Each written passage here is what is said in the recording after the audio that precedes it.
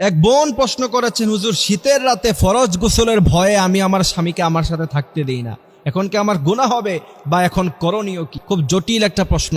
এই প্রশ্নটা সাধারণত কেউ করে না।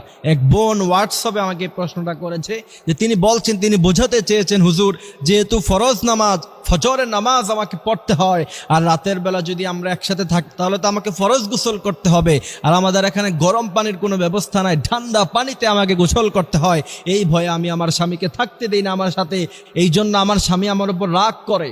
এখন এটার করণীয় কি? আমি কি আমার স্বামীর হক নষ্ট করেছি কিনা? এটা একটা প্রশ্ন। গোটা জাতির উদ্দেশ্যে সেই উত্তর আমরা দিয়ে দিচ্ছি। আমরা যারা শুনছি অবশ্যই এই আলোচনাটুকু শেয়ার করব। তার কারণ হচ্ছে ইসলামের ব্যাপারে আপনি একটি বিষয় শেয়ার করবেন, সে যদি আমল করে এর সওয়াব আপনি কিয়ামত পর্যন্ত পেতে থাকবেন। সুবহানাল্লাহি ওয়া বিহামদিহি সুবহানাল্লাহিল আযীম।